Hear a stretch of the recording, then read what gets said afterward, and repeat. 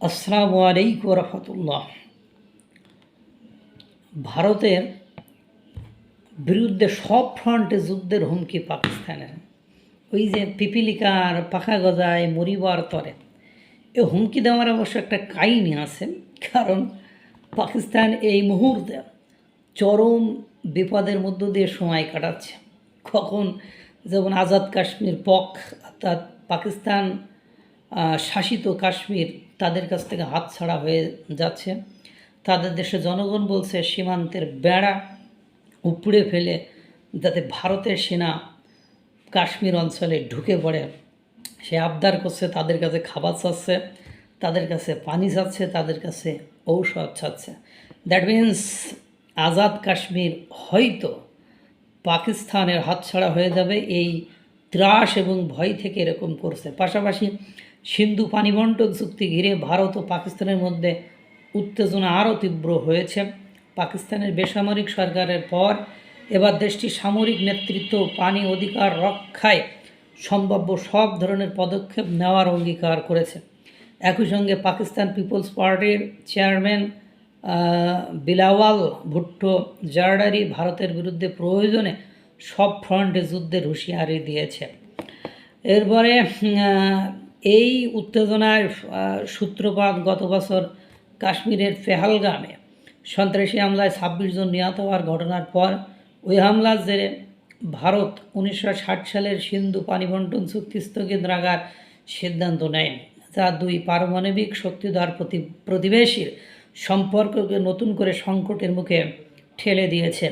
ইসলামাবাদে field marshal Asim মনিরের সভাপতিত্বে অনুষ্ঠিত ২৭৬তম core commands conference Pakistan শীর্ষ সামরিক কর্মকর্তা পানি ইস্যুতে কঠোর অবস্থান পুনর্ব্যক্ত করেন। আন্তঃবাহিনী জনসংযোগ পরিদপ্তর আইএসপিআর বিবৃতি জানায়, সরকারি নির্দেশনা এবং জনগণের প্রত্যাশা অনুযায়ী দেশের ন্যায্য পানি অধিকার রক্ষায় সেনাবাহিনী সম্পূর্ণ প্রতিশ্রুতিবদ্ধ। বৈঠকে পাকিস্তানের ন্যাশনাল সিকিউরিটি কমিউনিটি এনএসসি পূর্ববর্তী নির্দেশনার আলোকে কৌশলগত প্রস্তুতি পর্যালোচনা করা হয়। এনএসসি আগেই ঘোষণা দিয়েছে সিন্ধু নদ ব্যবস্থার পানি প্রবাহ বন্ধ করা বা অন্যদিকে সরিয়ে দেওয়ায় যে কোনো ভারতীয় পদক্ষেপকে তারা যুদ্ধের শামিল হিসেবে বিবেচনা করে। এদিকে এক সভায় বিলাওয়াল ভুট্টো জারদারি বলেন, সিন্ধু পানি চুক্তির বিষয়ে কোনো আপোষ করা হবে না।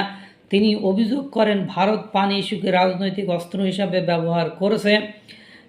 প্রয়োজনে যুদ্ধের মাধ্যমে পাকিস্তান নিজেদের অধিকার রক্ষা করবে বলে মন্তব্য করেন তিনি।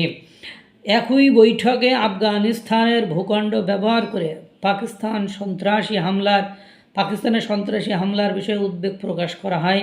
সামরিক নেতৃত্ব জানায়, অপারেশন গজব-লিল হক এর আওতায় গোয়েন্দা তথ্যভিত্তিক অভিযান অব্যাহত থাকবে। পাশাপাশি কাশ্মীর ইস্যুতে পাকিস্তানের কূটনৈতিক, রাজনৈতিক ও নৈতিক সমর্থন অব্যাহত রাখার কথা পুনর্ব্যক্ত করা হয়।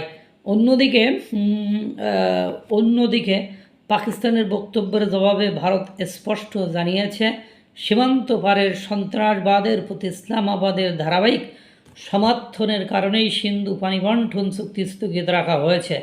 ভারতের পররাষ্ট্র মন্ত্রণালয়ের মুখপাত্র রণধীর জয়সওয়াল বলেন, পাকিস্তানকে অবশ্যই আন্তঃসীমান্ত সন্ত্রাসবাদ থেকে স্থায়ীভাবে সরে আসতে হবে।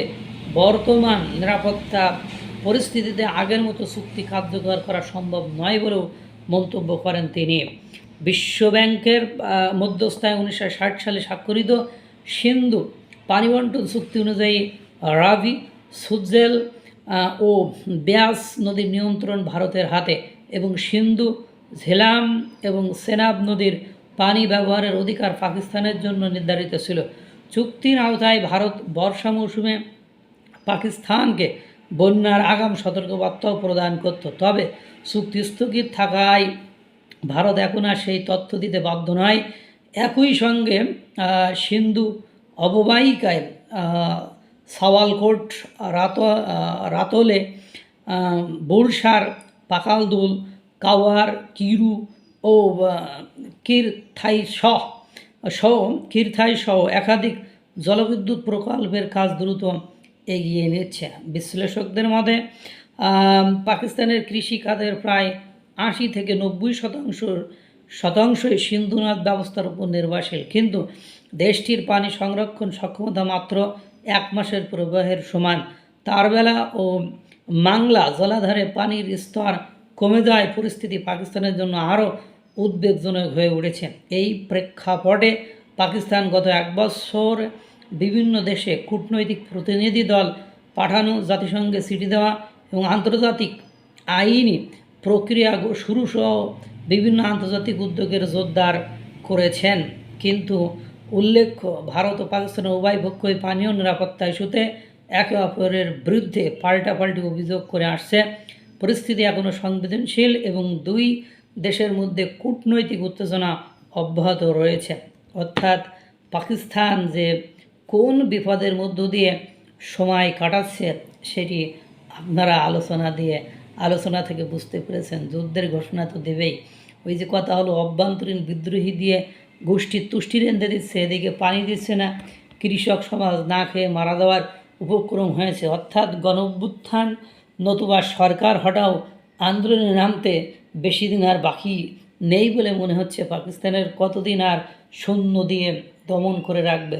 এই যে আজাদ কাশ্মীর যেটা শুরু করেছে, হয় তারা স্বাধীনতা চায়, নতুবা তারা ভারতের সাথে যুক্ত হতে চায়। দ্যাট মিন্স দ্যার মে কুছ কালা হে। আমি হিন্দি পারি না, তারপরও যা বললাম। আল্লাহ তাআলা সকলকে ভালো রাখুক, সুস্থ রাখুক। আসসালামু আলাইকুম ওয়া রাহমাতুল্লাহ।